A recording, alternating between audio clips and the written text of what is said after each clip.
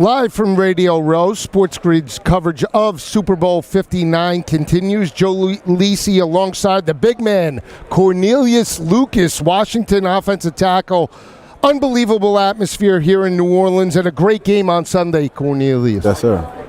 Any thoughts about how this game potentially might play out on Sunday? I think it's going to go down to the wire. It's going to be a nail biter. I'm tired of seeing Kansas City win, but I really don't want Philly to win. But I think I'm gonna go with Philly. Philly. Now, you had a great game against them. I mean, Jaden and that offense put up 23 points. Just from what you see, right, in terms of obviously that front seven, you went up against them. Jordan Davis, Jalen Carter, Nolan Smith. Do you think that's a mismatch problem going up against the offensive line of Kansas City?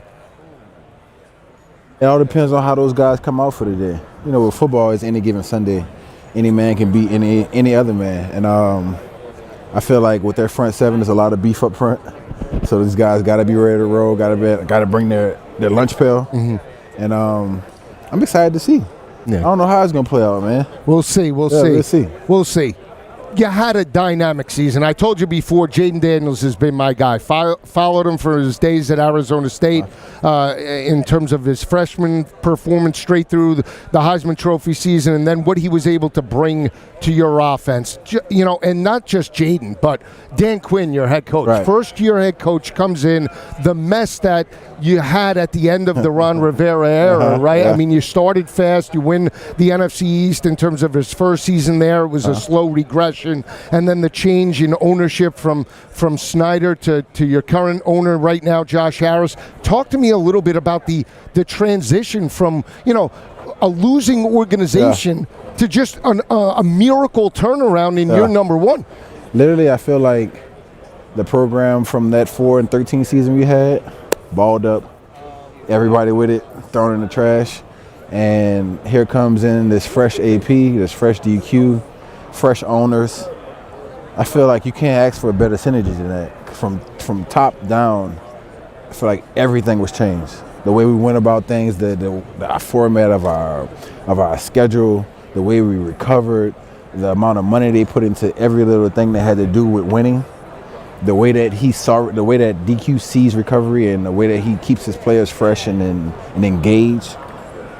I haven't seen it in all my time in Washington. This is season 5. That's incredible. Yeah. That's incredible. And as an offensive tackle, right, you're protecting the quarterback. So the money bag. Right, so the money bag. So 2 years ago, we had you could say Sam Howell comes in, mid-round draft pick, right, comes in, 21 touchdowns, 21 interceptions.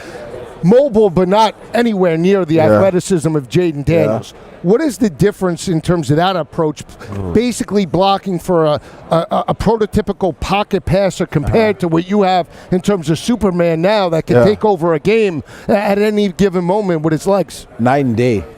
Night and day. As an offensive tackle, with Sam Howell, I had to be perfect because I knew he would be back there looking at his progression, his reads. With 5, I just got to get in front of the guy.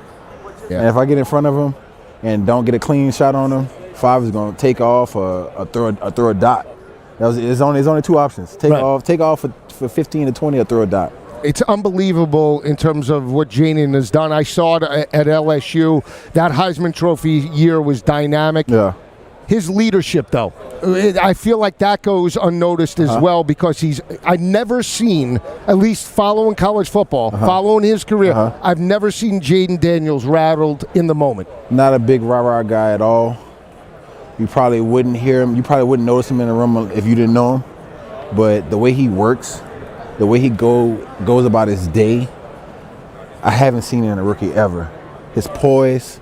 Like, the leadership is in the poise. The leadership is in the coolness. Because we're down 10 and guys as cool as the fan as if we're winning.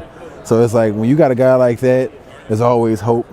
You can always rally and just keep fighting for the guy, man. It's amazing when you just think about the turnaround, but part of the turnaround is not just Dan Quinn, right? You talk about the winning culture. It's the staff. It's the pieces that they put in place. And it's not just Jaden. I love Brian Robinson, great running back. You know, Ed, Austin Eckler, another dynamic running back. Chris Rodriguez, a beast from Kentucky. I mean, you talk about 5 yards every time he carries the football. But Cliff Kingsbury as well. I feel like Cliff Kingsbury as that OC. Mr. Aggressive. Really? Mr. Aggressive. How is he in the locker room? Because he walks in, he looks like, hey, you know. He's like the Terminator, man. You can't kill him. Like, we could be down 21 and he's still like, hey, let's get on these guys. Right. I got a play call dialed up to get a 7 right now. And you believe it. Right. Like, at any given moment, he can call something, then 5 can pull it off. And he's rolling 7s every time, right? He's like at the craps table, rolling 7s. The luckiest guy, man. The luckiest guy. Shout out to Cliff, man. Right. I mean, it's his days as Arizona head coach, and more importantly, I remember days at Texas Tech as the head coach there, just putting up dynamic numbers with Pat. What stands out for you throughout the season? Because you go 12-5. Okay. You know, you talk about tempered expectations. Nobody thought that you would potentially challenge the Eagles for the division, right? You were within striking distance. You know, just expectations were that maybe you win 5, 6, 7 games. You win 12 in year number 1. Yes, 12 games. What stands out for you as a memorable moment throughout this season? Man, we had so many. The Hail Mary. The last minute when we pulled off versus Philly. Mariota getting in the game versus the Cowboys.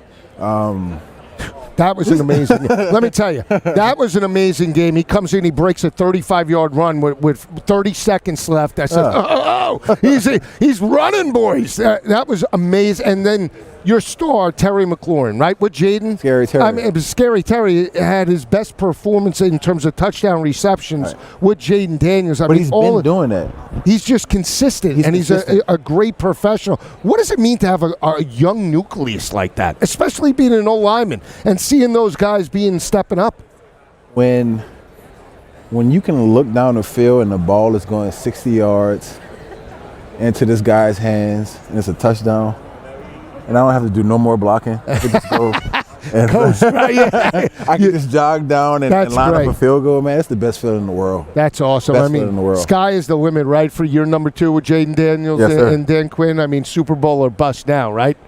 All the expectations on us. That's it. Nobody wasn't expecting anything last year, but now we got it all this year. That's it. I'm a college guy, so I ask all the guys. K-State Wildcat, right? Ron Prince was there up until 2008. You were there in 2009. Bill Snyder comes back. And just talk to me about that performance. You know, playing in Manhattan, playing in the Big 12, and now when you see conference realignment, what it means for you in terms of your college days. Man, shout out to Coach Snyder. Coach Snyder was one of the hardest, toughest coaches I've ever had in my life. Really? To the point where if I had to play football, if I had to go back and redo college, I wouldn't be sitting here again. That's how hard it was. But I appreciate him for every lesson he gave me, all the hard work he instilled in me, man. I appreciate Manhattan for embracing me the way they did. I had a blast in college. I don't think I could have picked a better college to go to get me ready for where I'm at today. And I think K-State is the reason I'm at the place I am today because of all the lessons and all the things I learned being there. And you see, like, your former quarterback from 2 years ago, Will Howard, that comes in, right? And he wins a national championship for Ohio State, right? Crazy. It's amazing. You think K-State can ever make the college football playoff moving forward? For sure. We just got to line it up, man. Like, with winning championships, it's all about the pieces falling into play. Because you can have star players, you can have all the talent, but if the coach is not hitting, if the training staff's not hitting, if your luck's not hitting. Because at the end of the day, football is a game of luck. Absolutely. So you got to have all those things in synergy to get championships, man. Great insight, great information. Appreciate the time. Thank you. We'll be back after this.